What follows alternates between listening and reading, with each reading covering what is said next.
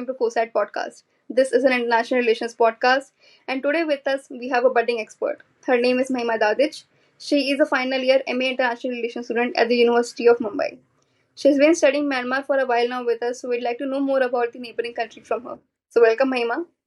Mahima, could you please tell us about Myanmar and give us a brief overview first? Thank you for having me here, Srishti. I will begin with a brief introduction of Myanmar and then we'll proceed with the podcast and Q&A. To begin with, Myanmar, or popularly known as Burma, is a country located in Southeast Asia, bordered by India, China, Bangladesh, Laos, and Thailand. It has a long coastline in the Bay of Bengal area and the Andaman Sea. The capital is Naypyidaw, and the biggest city is Yangon.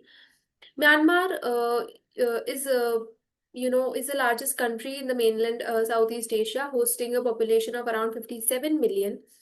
The country is also known for its diverse landscapes, mountains, river valleys, plains, and coastal regions, and is home to around 135 recognized ethnic tribes. Myanmar also has a similar history as the South Asian countries of colonialism and political and civil unrest and conflict. However, it is often called a golden land for its Buddhist pagodas and religious heritage, biodiversity, and it has a very welcoming population. And its official language is Burmese, and the majority of the people follow Theravada Buddhism. Despite its beauty, the cultural richness, and the legacy, Myanmar has been spiraling under a serious crisis for the last 3-4 years. Talking of the administration, NUG and SSE were obviously the two factors which were responsible for administration and which are currently responsible for administration of Myanmar. However, there is also another body which is the EAOs, Ethnically Armed Organizations. So Myanmar is currently fragmented into three divisions. There is SAC, or now the SSPC, led by the military junta. So there are territories under direct control of the military, which is approximately 20% of Myanmar, not more than that. Over 60% of the territory in Myanmar is not under direct control of military junta. There is central provinces or the indigenous Bamar population or indigenously populated area, which are dominated by NUG. The governance there is looked after by NUG, and there are EAOs. So any areas which are dominated by the ethnic groups are looked after by these rebel groups called EAOs. Another addition in the political regard is that elections in the territories controlled directly by the military are announced. The date is 28th of December for phase 1 of elections. Now, the Junta leader has also announced that he's set to announce the dates of other phases in different areas of the country. Thank you so much. So, could you please tell us how the country's economy is functioning? What are the major reforms or controversies that have shaped the current politics of Myanmar? On the economic front, main drivers of Myanmar's economy are, of course, the mines and mineral sector and the services sector, agriculture, and the other miscellaneous sectors. And now the biggest thing at play in Myanmar's economy is the rare earth minerals. When the world is still fighting whether India should import oil from Russia or not, China is at a bigger gameplay in the entire rare earth aspect. Of 98% of rare earths from Myanmar are exported to China, which is one of the biggest reasons also for the demand for autonomy by the peripheral ethnic armed organizations, because now it serves as a channel of self-governance. They are economically very efficient, that they do not need a government to rule them or to provide them amenities with. And China is also using it as a leverage, as it doesn't have to bargain with the government authority, but with the just a few handful of people, and it will have a entire rare earth mineral supply to its major Disposal. political breakthrough or a political circumstance which changed the landscape of the country is, by the look of it, it looks like 2021 was the year which shaped the trajectory of Myanmar. However, it is not so, because in my opinion, the year 2008 was the year when the entire political landscape of Myanmar changed, because in 2008 the constitution of Myanmar was formed, wherein 25% of important constitutional positions or political positions were reserved for people from military background, you know. And the coup and military takeover is not something which is new to Myanmar. It had been happening since its inception. Now, coming to February 2021, when the elected government led by Aung San Suu Kyi was overthrown on the grounds of misgovernance by the military, or popularly known as the military junta. Uh, uh, Now, in the recent breakthrough in this regard is that, number one, the announcement of election dates by junta leaders, as it was announced last year that Myanmar is prepping for elections. And now that the junta leader has announced the election dates, which is 28th of December 2025, in the areas controlled, completely controlled by the military. For the last 3 4 years, there was a promulgation of emergency in Myanmar. Now that on 31st of July, the emergency was abrogated, and therefore, an institution called the State Administration Council, SAC, was formed as a caretaker government led by the junta leader, was dissolved by a body called NDSC, which is a National Defense and Security Council, which is responsible. It is a constitutional authority which is responsible for promulgation or abrogation of emergency in Myanmar. All right.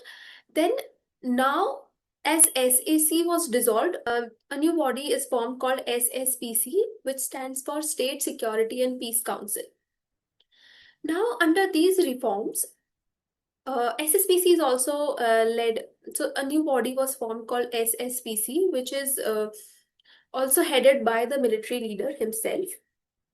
Now, major electoral reforms were also formed. Number one is the announcement of martial law. Martial law has been extended for 3 months in areas which are not under direct control of the military. Secondly, as of current data, out of 63 townships out of 330 in Myanmar are under direct martial law application.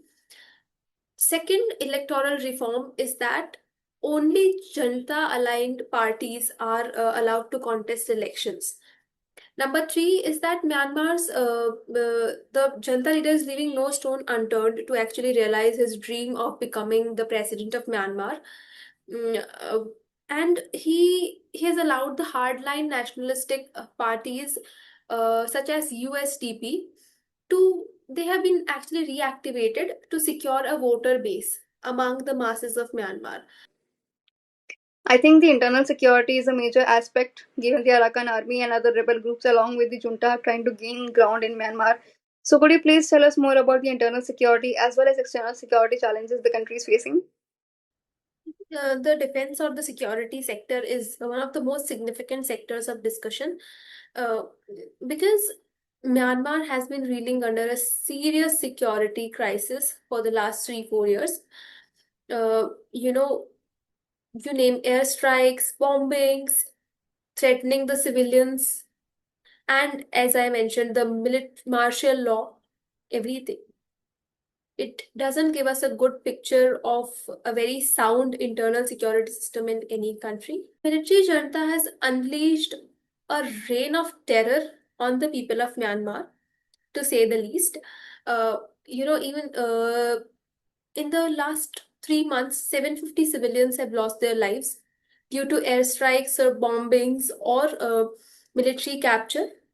Moreover, a research group called Justice for Myanmar has published a report regarding how ASEAN countries are also funding the arms trade into Myanmar. It is supplying arms to military, which is of course being used for destruction of public property and threatening the masses. Moreover, when West also advocates of peace and democracy all the time, but it is even a report suggests that USA has been supplying arms to the EAOs in the Rakhine region, which hosts the port by China, the Yakfu port, and which also hosts the Sitwe port, which is managed by India. So it clearly is a very ambivalent say that whether it is trying to curtail China or India here. But anyways, nonetheless, US is providing arms to the rebel groups in Rakhine region via Bangladesh. And also, China is, of course, in a win-win situation where China and Russia both are supplying arms and ammunitions to both military as well as the rebel groups. So the internal security system is in a complete collapse. And moreover, security threats arising out of Myanmar into the neighboring countries are also very grave. With respect to India, there are three major challenges. Number one would be that uh, insurgent or ethnic armed activity in the bordering areas called Chin and Sagyan uh, will also, they are proving to be safe havens for Indian insurgents such as the Ulfa I or the UNLF. And number two is that refugee spillover. India has been burdened with a serious refugee crisis since Feb 2021. And number three would be the drug and arms trafficking. As Myanmar falls on the Golden Triangle route, drug trafficking via the porous borders is a major challenge. Thank you, Mahima. That was really insightful. So, we all know that China is a major ally of Myanmar. So, could you please tell us about more foreign policy partners and what is the foreign policy priority for Myanmar currently? Myanmar currently has two major foreign policy partners, namely Russia and China. Russia is a major arms supplier and also, exploring economic opportunities in Myanmar. China, by virtue of being the neighbor, having ethnic ties with the people in the bordering areas of Myanmar, such as Shan and Kachin region, uh, and also that it is in a win-win situation that has a it has a stronghold over, and China being in a win-win situation as it has a stronghold over both EAOs and military due to its economic predominance. Myanmar is a part of ASEAN, however, it is doing very less to actually change the status quo. Martin has been time and again, announcing declarations or urging the government of Myanmar to return to democracy and etc. etc. However, ASEAN has no big role to play in the current political or foreign policy dynamics of Myanmar, apart from the economic relations, bilateral economic relations. Talking about the European countries, suddenly, European countries have started showing interests in the Far East or Southeast Asia primarily. Even some of the European companies or internet service providers have believed to be providing the services to the rebel groups in Myanmar. This is also a report by JFM. About India, India has neither accepted nor outrightly rejected the current regime in Myanmar. However, it has always advocated for democracy and restoration of peace into Myanmar. To conclude, I would like to say that when the world is still busy with Russia, Ukraine, and Israel, Palestine, and the Arab world, Myanmar has become a battleground where foreign powers are trading. To conclude, I would like to say that while the world is busy discussing Russia, Ukraine, and Israel, Palestine, and the Arab world, Myanmar is slowly turning into a battleground, a silent battleground in the Bay of Bengal area, where even the Europe and West has started making stealthy presence. However, currently they only trade in guns, gases, and gambles and influence. However, while democracy is still waiting at the gates, and we'll see is the democratic return in Myanmar is really a democratic one. India has always maintained cordial relationships with Junta, though it is in favor of a democratic process to take place in the country. But China being involved so much in Myanmar raises security concerns for India as well as the region. And not just that, I think economically also India could have leveraged more on the mineral sector, which the China is currently mining in Myanmar. So let's see what happens in future. Thank you so much for your time. It was a really insightful and wonderful session. Thank you.